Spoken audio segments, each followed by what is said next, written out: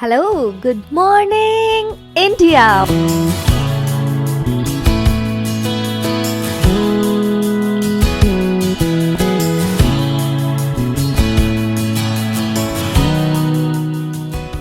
Hel-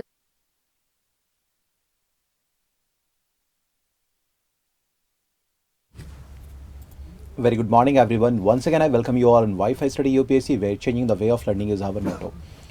So आज हम लोग एक इम्पॉर्टेंट सेशन अभी हम पे बात करेंगे. आप जानते हैं कि नया पोर्ट अभी प्रपोज किया गया है, वाधवन पोर्ट.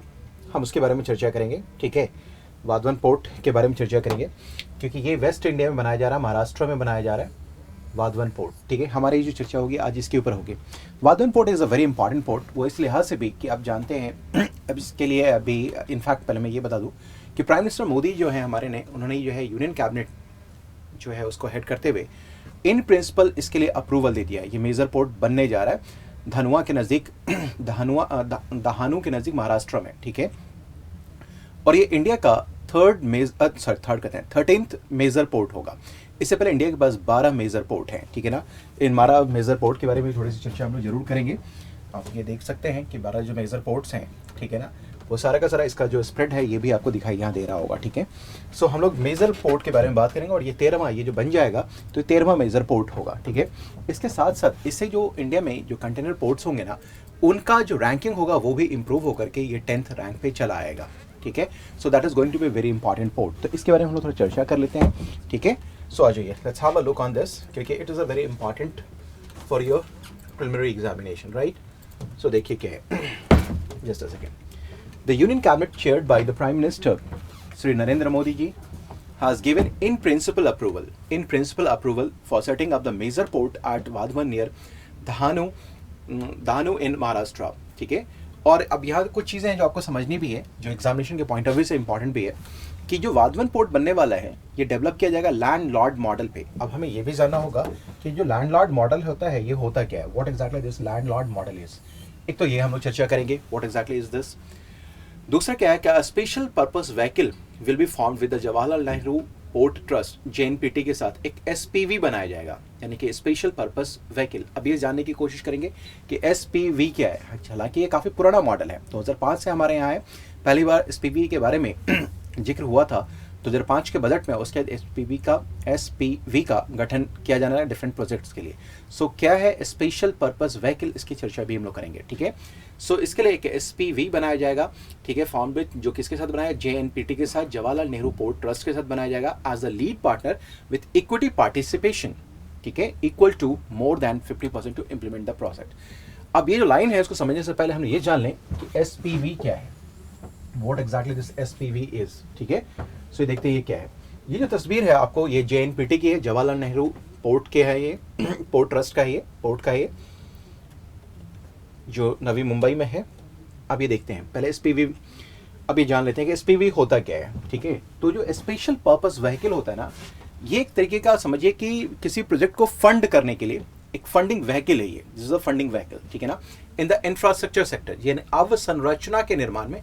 इन चीज़ों को याद रखिएगा, SPV is a funding agency का फंडिंग व्हीकल होगा फॉर किसके, इन इंफ्रास्ट्रक्चर. ये ध्यान रखेंगे इस शब्द को, ये किसके लिए, इंफ्रास्ट्रक्चर के डेवलपमेंट के लिए है. ठीक है, इंफ्रास्ट्रक्चर डेवलपमेंट यानी कि अवसंरचना के निर्माण के लिए.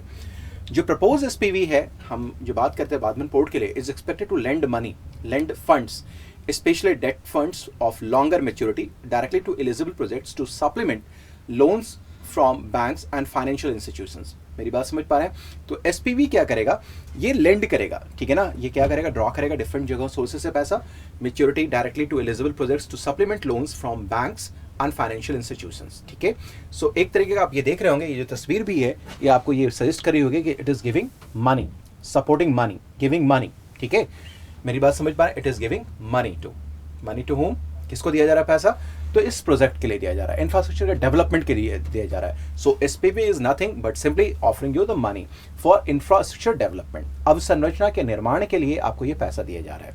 ठीक है, अवसंरचना के निर्माण के लिए. ठीक है, the SPV according to the proposal will become a vehicle for channelizing funds for projects in roads, ports, airports and tourism sector.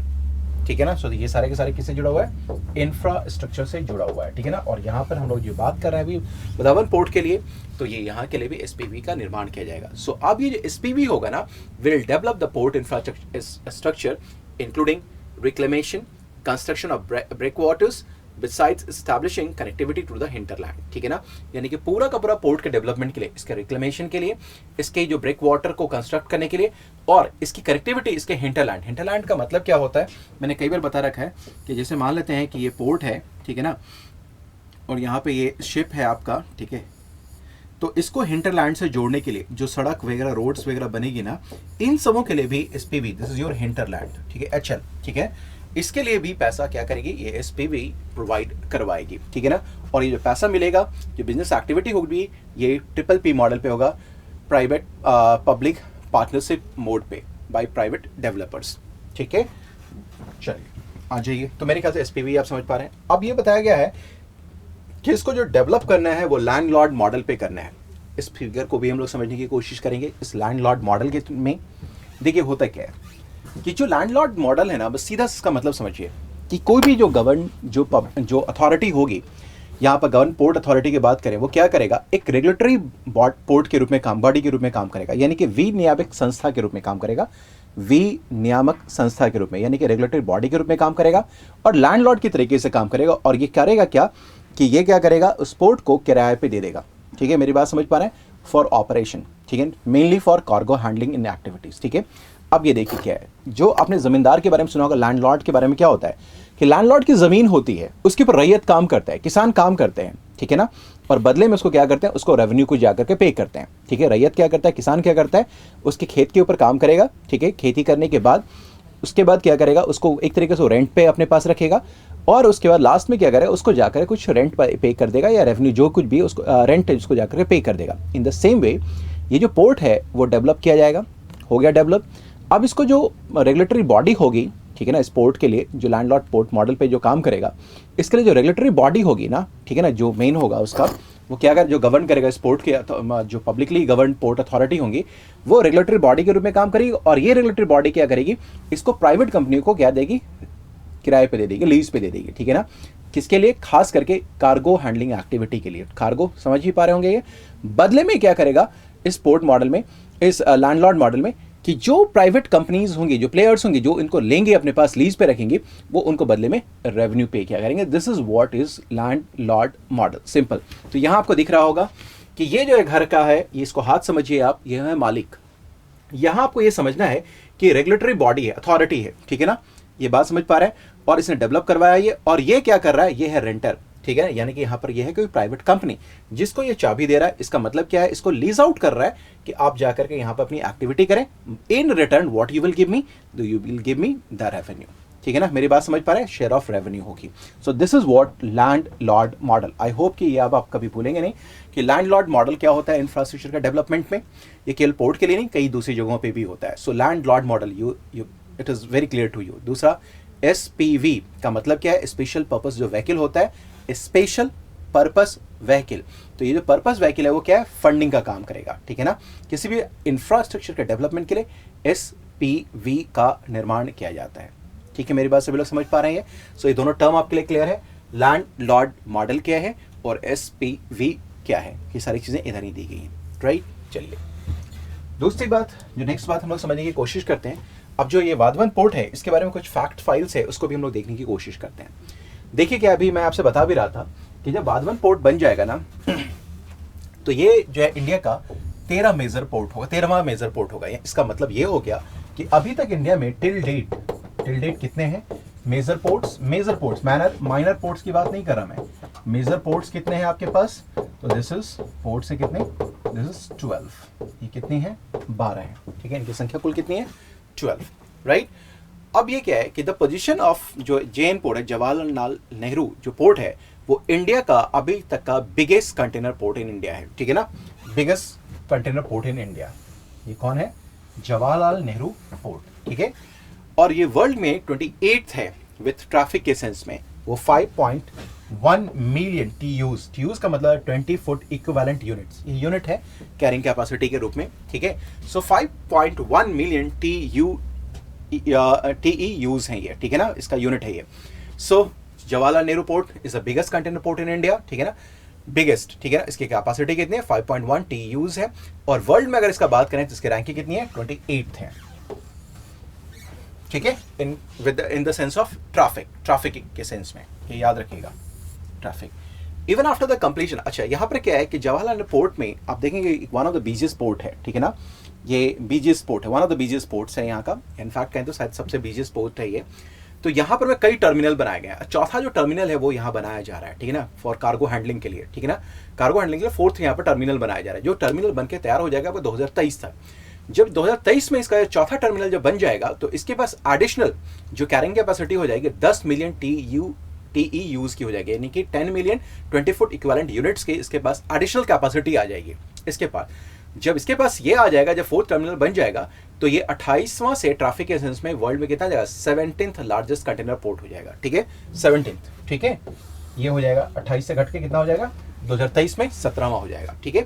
लेकिन जैसे ही वधावन पोर्ट इंडिया का ये महाराष्ट्र में डेवलप हो जाएगा, ये महाराष्ट्र में है, तो वैसे India will become one of the countries with top 10 container ports in the world, with top 10 container ports in the world हो जाएगा, ठीक है। सो इस बात को ध्यान में रख रहे हैं आप। So that was very important for Indian perspective, cargo handling के पर्सपेक्टिव से। अब देखते हैं कि इंडिया का मेजर पोर्ट कौन कौन सा है। 12 जो मेजर पोर्ट्स हमारे पास हैं, तो ये देख रहे हैं, ये मुंबई है आपका, मुंबई पोर्ट अलग है। जो JNPT है ये आपका नवी मुंबई में है, जवाहरलाल नेहरू पोर्ट ट्रस्ट यानी कि JNP। पहले होता था कांडला, जिसका नाम बदल के अब कर दिया है दीनदयाल उपाध्याय कर दिया गया, दीनदयाल, मर्मुगांव, न्यू मैंगलोर, कोचिन, ठीक है, फिर चेन्नई।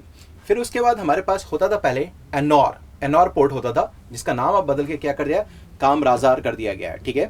फिर है हमारे पास चिदम्बरनार, ठीक है, VO, विशाखापट्टनम, पारादीप और कोलकाता में हल्दिया को इंक्लूड किया जाता है, ठीक है। So these are the 12 major ports in India. और इन 12 के 12 के लोकेशन को आप इस मैप के थ्रू अपने पास क्या करें, लोकेट करके रख लीजिएगा, क्योंकि आपकी ज्योग्राफी के पॉइंट ऑफ व्यू से करंट में this are the very important ports, ठीक है। So major ports of India यहाँ मैंने आपको दर्शा दिया है, ठीक है, मेरी बात समझ पा रहे हैं। So these are the major ports of India, right. So I believe you must have understand this. अगर आपको लगता है कि it is worth to share, अगर आपको लगता है कि इसे आपके जो मित्र हैं, जो आप लोग कहते हैं कई लोग कि मेरे पास पैसा नहीं है, गाँव में बहुत सारे बच्चे हैं जो बिना पैसे का जो है इसके अभाव में पढ़ नहीं पाते हैं, UPSC की तैयारी नहीं कर पाते हैं, और आपको लगता है कि डेफिनेटली अगर हमने कोई जेन्यून काम किया है तो प्लीज़ इसको लाइक और शेयर ज़रूर कीजिए, ताकि इसकी जो पहुंच है वास्तव में जो जेन्यून बच्चे हैं जिनको इसकी ज़रूरत है वहाँ तक ये पहुँच सके।